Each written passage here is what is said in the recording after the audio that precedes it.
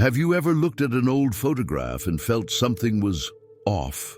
Today, we're diving into one of the most unsettling mysteries preserved in a century-old portrait, a seemingly innocent image from 1898 that hides a secret so disturbing it was buried by an entire family for generations. What you're about to discover will make you question everything you thought you knew about Victorian photography. If you're enjoying this content, don't forget to leave a like. It really helps the channel grow.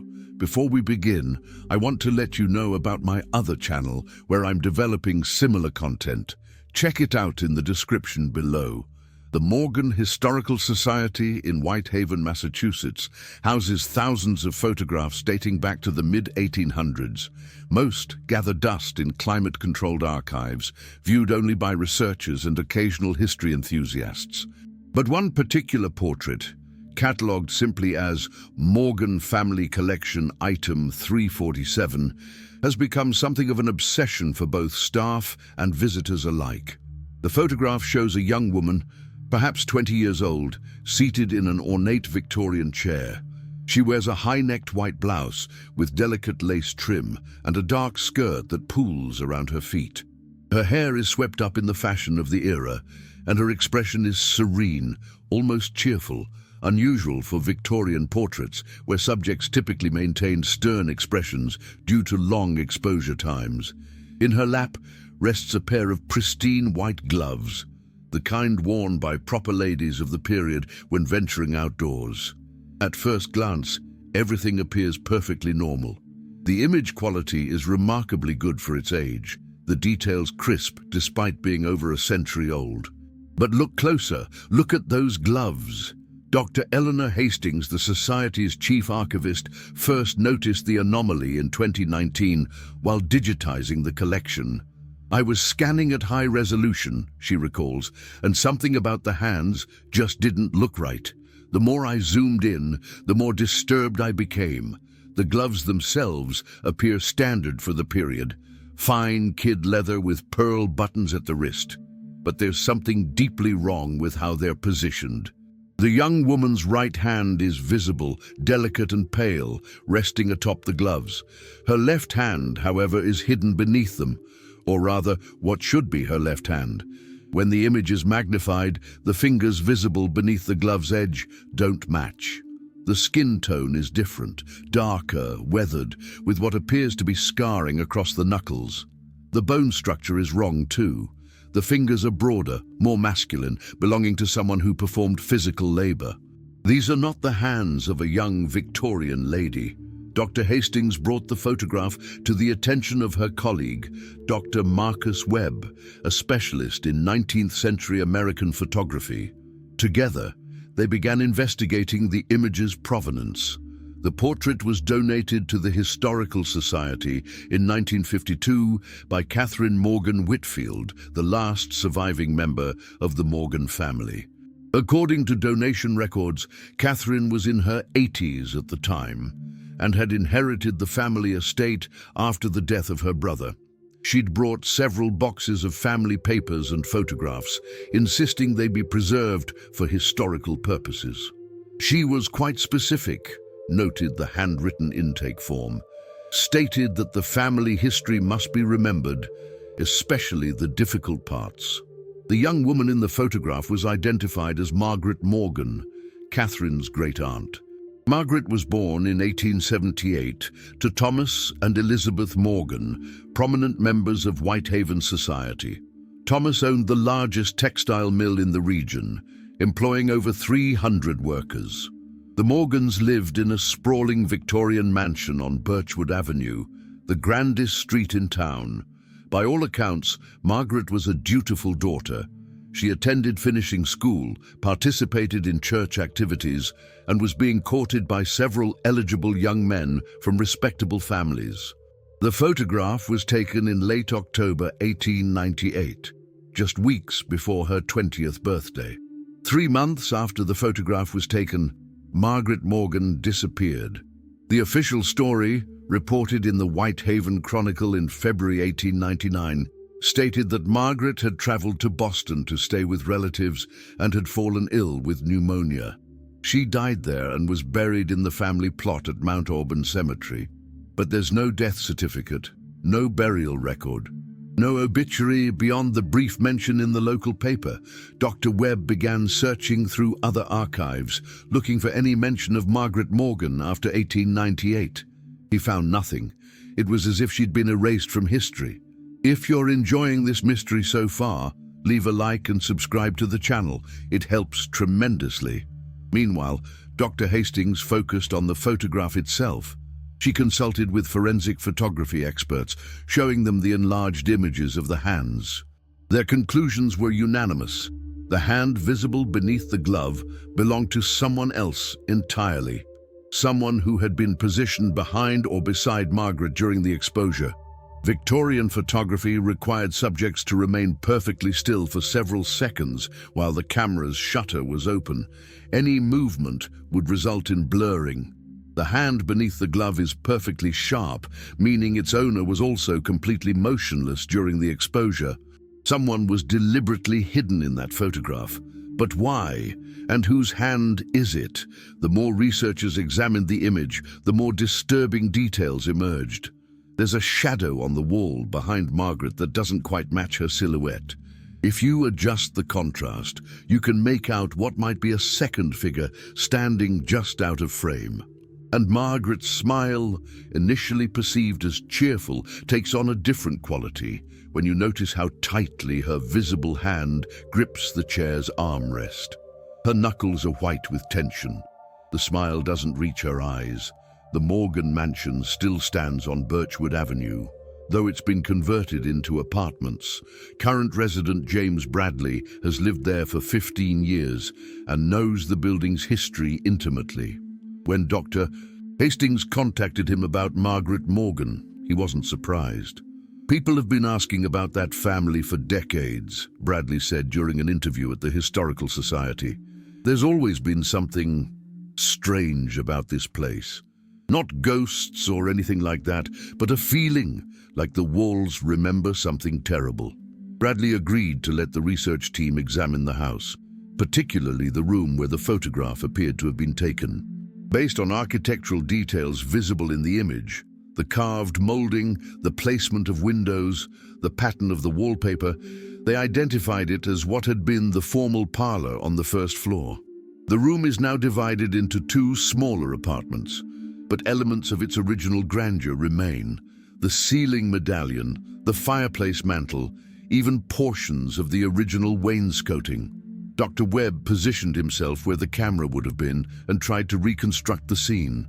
The light comes from the windows on the left, he explained, pointing to tall windows that overlook the garden. That matches the shadows in the photograph. The chair would have been positioned here, right in front of the fireplace. But it was what they found behind the fireplace that truly unsettled them. During renovations in the 1970s, workers had removed a section of decorative paneling and discovered a small space behind the wall. Not quite a room, more of a crawl space about 4 feet wide. They'd sealed it back up without much thought, assuming it was simply dead space created by the home's complex Victorian architecture. Bradley obtained permission from the building's owner to open it again. Inside, they found a wooden crate covered in dust and cobwebs. Inside the crate, dozens of letters, all addressed to Margaret Morgan. None had been opened. The letters dated from late 1898 through early 1899, sent by concerned friends asking about her health, expressing wishes for her recovery from her supposed illness. Several were from a young man named Robert Ashford, whose increasingly desperate tone suggested he'd been more than just a casual acquaintance. "My dearest Margaret," one letter read, "I cannot understand why you won't see me. Your mother says you're too ill for visitors, but surely a brief visit couldn't cause harm. I'm desperately worried. Please write to me, even just a few words to let me know you're truly well. Your devoted, Robert." There were also letters from Margaret's friends, other young women of her social class. They expressed confusion about her sudden illness and departure to Boston. Several mentioned they'd tried to visit but were turned away by servants. Most intriguing was a letter from Margaret's cousin Clara, who lived in Boston. Dear Aunt Elizabeth, it read, I received your telegram saying Margaret would be staying with us due to illness. However, she never arrived. Has there been a change in plans? Please write immediately, as I'm quite concerned. The letter was dated January 1899, 2 months after Margaret's photograph was taken. Margaret had never gone to Boston. She'd never left Whitehaven at all. Dr. Hastings spent weeks researching the Morgan family, piecing together their story from property records, census data, and what few personal papers survived. What emerged was a picture of a family obsessed with maintaining their social position. Thomas Morgan's textile mill was successful, but the industry was changing. Cheaper fabrics imported from abroad threatened his business. By 1898, he was facing serious financial difficulties, though few people knew. The family maintained their lavish lifestyle through increasingly desperate measures, selling off property, taking loans from discreet sources. A marriage between Margaret and the Wright family could have saved them. Robert Ashford's father owned textile mills in 3 states and was looking to expand into Massachusetts. A union between their families would have been mutually beneficial. But something went wrong. Leave your comment about what you think of this story so far.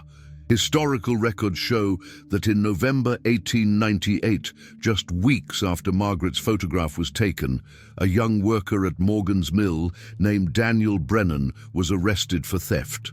He'd allegedly stolen valuable fabric samples and attempted to sell them to a competitor. He was convicted and sentenced to 5 years hard labor. Daniel Brennan died in prison in 1901 under mysterious circumstances. The official cause of death was listed as pneumonia, but fellow inmates later claimed he'd been beaten by guards after speaking to a visiting journalist about what really happened at the Morgan house. What had he wanted to tell them? Research into Brennan's background revealed he'd been a skilled weaver, one of the mill's most talented workers despite his young age. He came from an Irish immigrant family and had worked at Morgan's mill since he was 14. By all accounts, he was hard-working and honest. Photographs of Brennan are rare. Working-class people of that era weren't often photographed. But the Historical Society's collection included one image, a group photo of mill workers taken in 1897. Daniel Brennan stands in the back row, his face serious but not unkind. His hands are visible, resting on the shoulder of the worker in front of him. Dr. Webb placed this photograph next to the enlarged image of the mysterious hand in Margaret's portrait. The similarities were impossible to ignore. The bone structure, the breadth of the fingers, even what appeared to be a distinctive scar across the knuckles. The hand in Margaret Morgan's photograph belonged to Daniel Brennan. Understanding why Daniel Brennan's hand appears in Margaret's portrait required delving into the darker aspects of Victorian society that respectable families desperately tried to hide. Dr. Hastings discovered a crucial document in the county clerk's office. A restraining order filed by Thomas Morgan against Daniel Brennan in September 1898, 2 months before the photograph was taken. The complaint alleged that Brennan had been bothering Margaret, making unwelcome approaches, and needed to be kept away from the family home. But witness statements told a different story. Mary O'Connor, an elderly Irish immigrant, gave a deposition to police in 1952. The same year, Catherine Morgan Whitfield donated the family photographs to the Historical Society. Mary had worked as a laundress for the Morgan family in the 1890s and had kept silent for over 50 years before finally speaking out. According to Mary's statement, Margaret and Daniel had fallen in love. They'd met at a church charity function where Margaret was distributing food baskets to mill workers' families.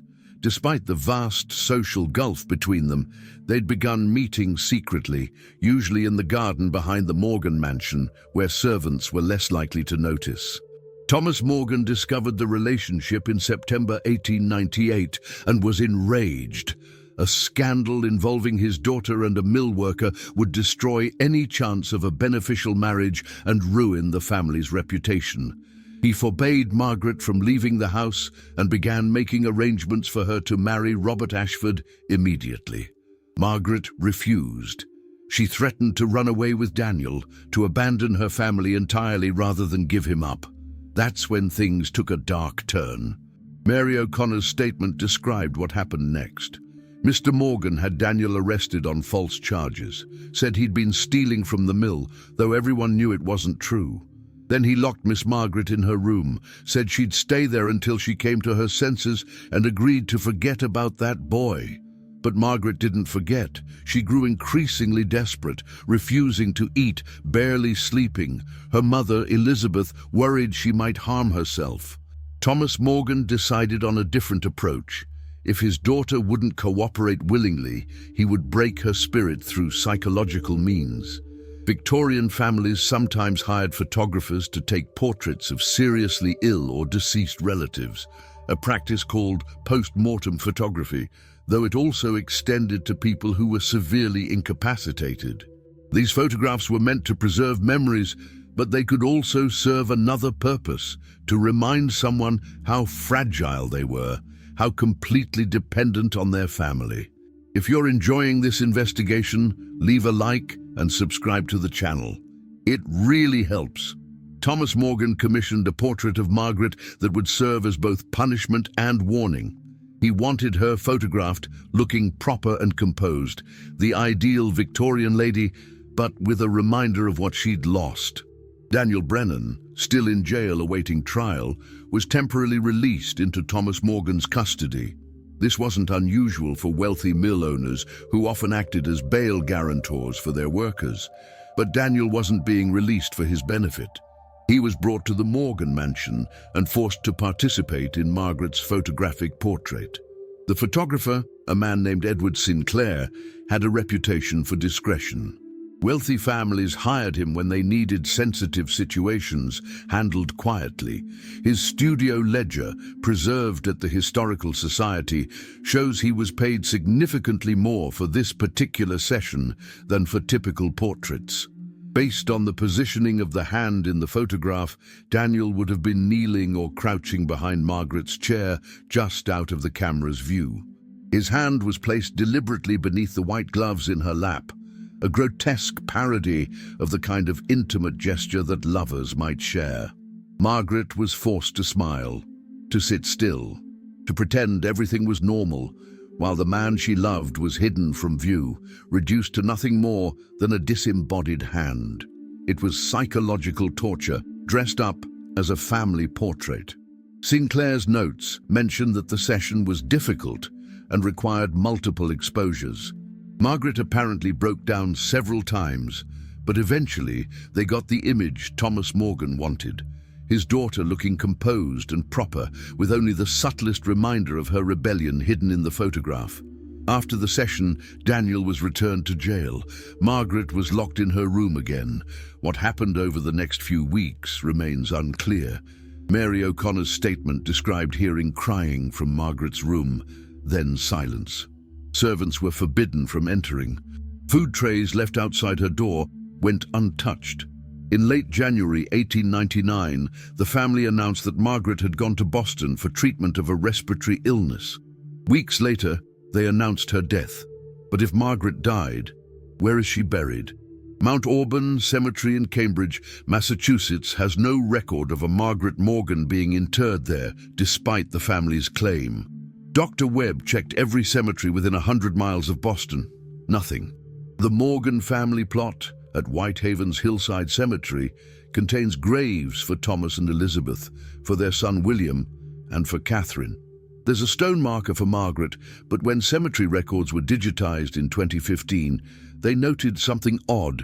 The ground around Margaret's marker had never been disturbed. Ground-penetrating radar confirmed it. There's no grave beneath that headstone. So where did Margaret Morgan go? The final pieces of the puzzle came from an unexpected source. Catherine Morgan Whitfield's personal journals, donated to the Historical Society, along with the photographs, but never properly catalogued until Dr. Hastings began her investigation. Catherine was 8 years old when Margaret disappeared. In her journals, Written decades later, she described fragmented memories of that terrible winter, memories that would haunt her for the rest of her life and eventually compel her to ensure the truth was preserved, even if it took decades to come to light. "I remember my cousin Margaret crying," she wrote in an entry from 1948. "I was too young to understand then, but I know now what Father and Uncle Thomas did was wrong.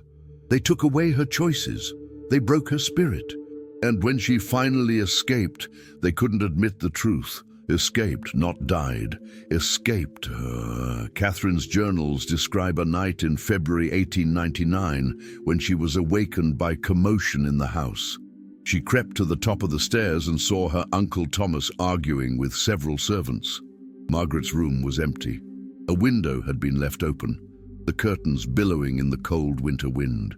"Mother said Margaret had died in Boston," Catherine wrote, "but I heard the servants whispering.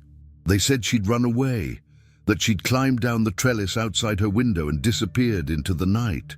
Uncle Thomas had men searching for her for weeks, but they never found her." The servants' whispers told of how Margaret had carefully planned her escape. She'd pretended to accept her fate, becoming docile and compliant after weeks of resistance. Her parents, relieved by what they perceived as her finally coming to her senses, had relaxed their vigilance slightly. They allowed her small privileges, access to her writing desk, permission to walk in the garden under supervision. What they didn't know was that Margaret was selling her jewelry piece by piece, slipping items to sympathetic servants who pawned them in nearby towns where the Morgan name carried less weight. She accumulated nearly $200, a fortune for the time, enough to start a new life far from Massachusetts. The family made up the story about Boston and the death from pneumonia to save face. No one could know that a Morgan daughter had run away, had chosen poverty and disgrace over obedience. The shame would have been unbearable, potentially destroying Thomas Morgan's remaining business prospects and any hope of advantageous marriages for other family members. But what about Daniel Brennan? If he died in prison in 1901, how could Margaret have escaped with him? Court records provide the answer, though it took Dr. Webb weeks of painstaking research to piece together the full story. Daniel was released from prison in March 1899 after his conviction was overturned on a technicality. Evidence of the stolen fabric had been lost, and without it, the prosecution had no case. Several historians believe someone paid to have the evidence disappear, though no proof exists. The most likely theory? Mary O'Connor, the family's former laundress who gave her statement in 1952, hinted in her testimony that several mill workers had pooled their money to hire a lawyer for Daniel. Irish immigrant communities in Massachusetts were tight-knit, and news of a young man falsely imprisoned for loving above his station had spread quickly through working-class neighborhoods.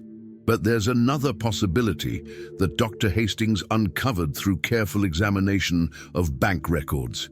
In February 1899, just days before Margaret's escape, Elizabeth Morgan made a significant withdrawal from her personal account, $500, an enormous sum for the period. The withdrawal was marked simply as personal expenses with no further explanation. Could Elizabeth, Margaret's mother, have helped secure Daniel's release? Catherine's journals suggest a complex relationship between mother and daughter during those terrible months of imprisonment. Aunt Elizabeth came to visit several times, Catherine wrote. She looked so tired, so sad. I heard her arguing with Uncle Thomas once. She said, "You're destroying her, Thomas. Is your pride worth your daughter's life?" But he wouldn't listen. He never listened to anyone. Elizabeth Morgan died in 1903, just 4 years after Margaret's disappearance. Her death certificate lists the cause as heart failure, but Catherine's journals paint a picture of a woman consumed by grief and guilt. "She never forgave herself," Catherine wrote. "She told me once, near the end, that she should have been braver, should have stood up to Uncle Thomas. She said some prices are too high to pay, even for respectability." Daniel left Massachusetts immediately after his release. He was never seen in Whitehaven again, but he didn't go west immediately. Dr. Hastings found a boarding house registry in New York City listing a Daniel Brennan who stayed there for 3 weeks in April 1899. The timing is significant. Margaret would have needed somewhere to hide after her escape, somewhere her father's investigators wouldn't think to look. New York in 1899 was a city of immigrants and transients, where a young woman with money could disappear into the crowds. Margaret likely spent those weeks preparing for the journey west, purchasing appropriate clothing for travel, arranging transportation, and waiting for Daniel. Dr. Hastings spent months searching for any trace of what happened to Margaret Morgan and Daniel Brennan after they disappeared. She checked marriage records, census data, ship passenger lists, and newspaper archives across the country. The trail was cold for weeks, until a breakthrough came from an unexpected source. A researcher at the San Francisco Public Library, responding to Dr. Hastings's query about Irish immigrants in the 1890s, discovered a marriage certificate filed in May 1899. Daniel Brennan, age 24, occupation weaver, place of birth Ireland, married Margaret Brennan, age 20, occupation nun, place of birth Massachusetts. Margaret had used Daniel's surname even before they were married, likely to avoid detection. The certificate listed their address as a boarding house on Mission Street in San Francisco's working-class Mission District. The 1900 census confirmed they were still there. Daniel and Margaret Brennan living in a boarding house in the Mission District. Daniel's occupation is listed as weaver.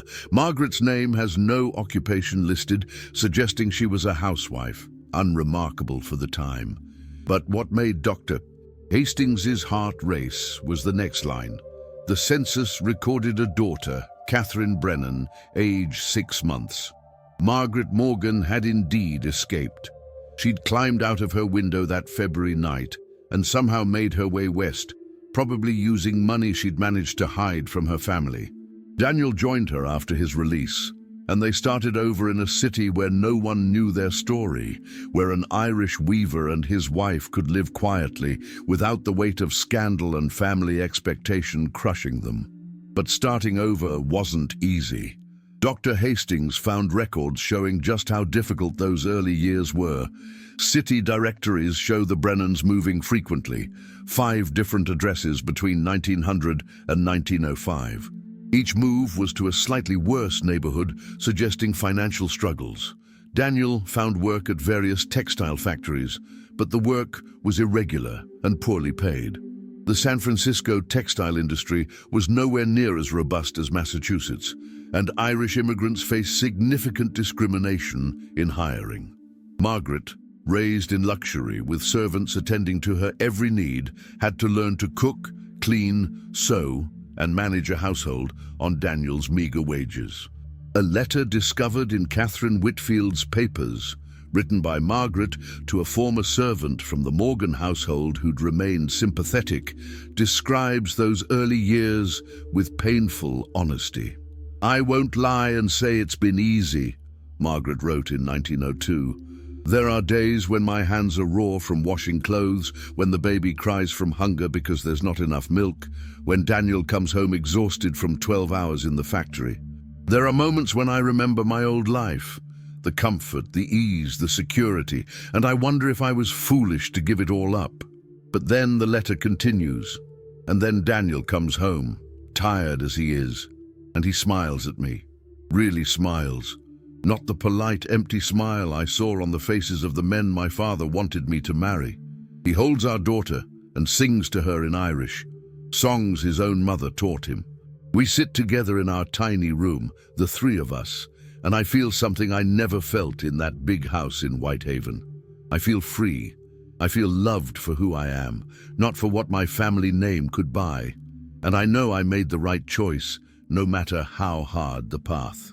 According to city directories, the Brennans' fortunes improved gradually. By 1910, they were living in a small house they'd managed to purchase in the Excelsior district. Daniel had become a supervisor at a textile factory. The 1910 census shows they now had 3 children, Catherine, now 11, and 2 sons, Thomas and William, named perhaps in a gesture of reconciliation toward the family Margaret had left behind. Margaret had learned to manage their household efficiently and had even begun taking in sewing work, using the fine needlework skills she'd learned as a girl. Neighbors remembered her as quiet but kind, always willing to help when someone was in need. They stayed in San Francisco for 15 years before moving to Oregon in 1915. The move was prompted by Daniel's health. He'd developed respiratory problems from years of working with textile fibers and dyes, and doctors recommended a climate change. They settled in a small town outside Portland, where the air was cleaner, and Daniel found work as a weaving instructor at a technical school. It was in Oregon that Margaret finally seemed to find peace.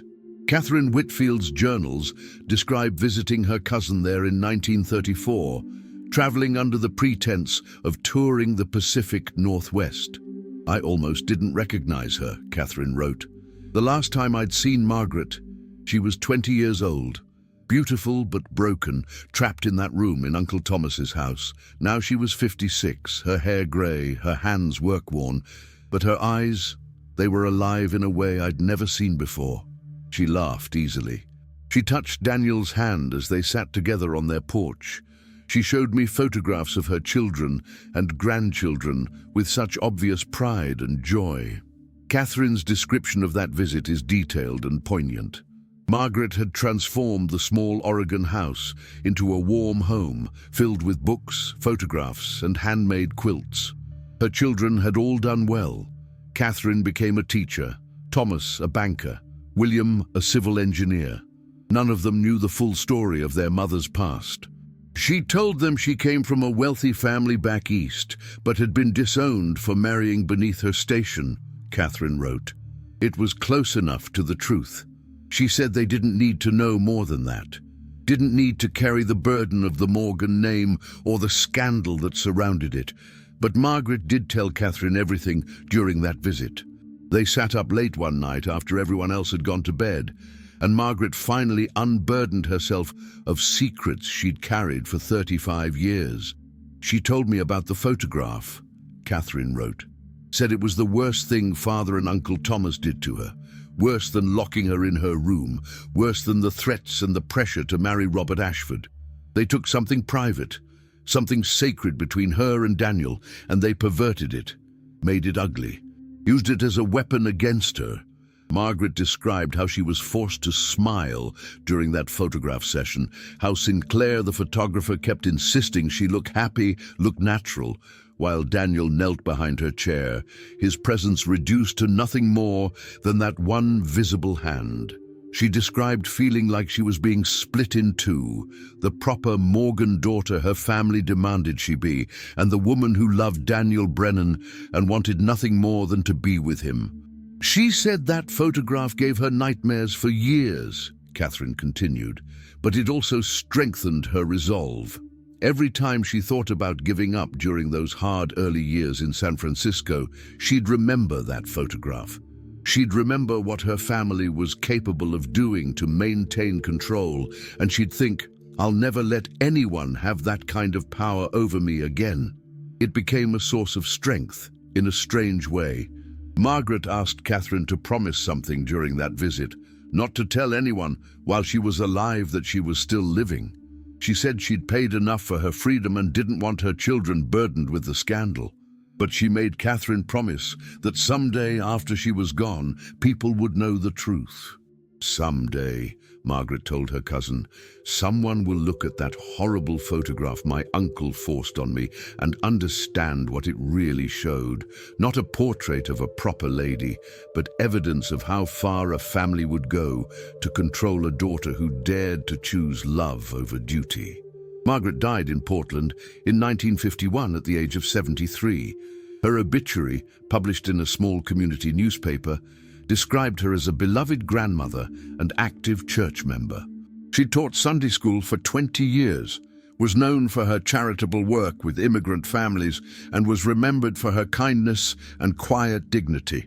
There was no mention of Massachusetts, no hint of her wealthy background or the scandal that had driven her west more than 50 years earlier.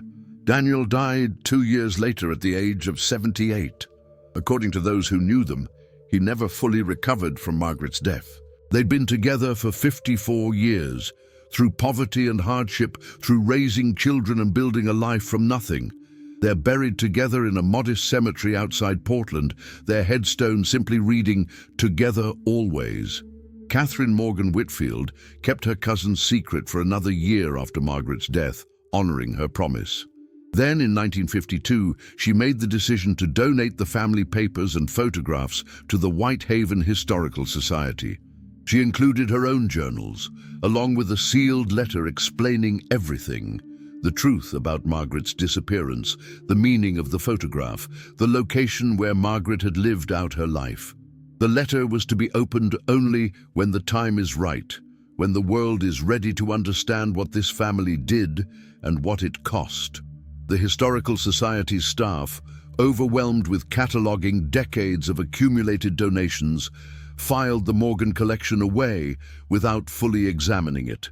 Catherine's letter remained sealed, its explosive contents unknown. Catherine herself died in 1968, taking with her the immediate memory of Margaret's story. It wasn't until Dr. Hastings began her research in 2019 that Catherine's letter was finally opened and the full truth revealed. The photograph remains in the Morgan Historical Society's collection. It's now displayed with a full explanation of its disturbing history, along with photographs of Margaret and Daniel from their later years in Oregon. Images that show them genuinely happy, surrounded by family, their faces reflecting lives well lived despite the hardships they'd endured. Visitors stand before the portrait, examining those hands, one pale and delicate, one scarred and strong, and understanding the story they tell. Some visitors cry. Others express anger at what the Morgan family did. Many comment on Margaret's bravery, her willingness to give up everything for the chance to live authentically. As for whether there's anything truly supernatural about the image, researchers have found no evidence of it, no curse, no haunting, no paranormal activity, just the very human horror of what one family did to maintain control and preserve their reputation.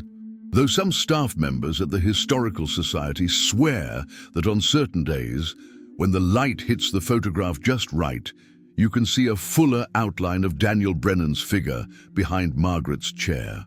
And if you look very closely at Margaret's face, her smile seems less like happiness and more like defiance. A young woman enduring the worst her family could do to her, knowing that someday, somehow, she would be free. The real mystery isn't what's hidden in the photograph.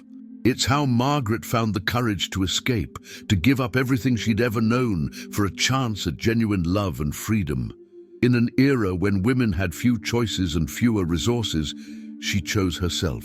She chose her own happiness over her family's demands.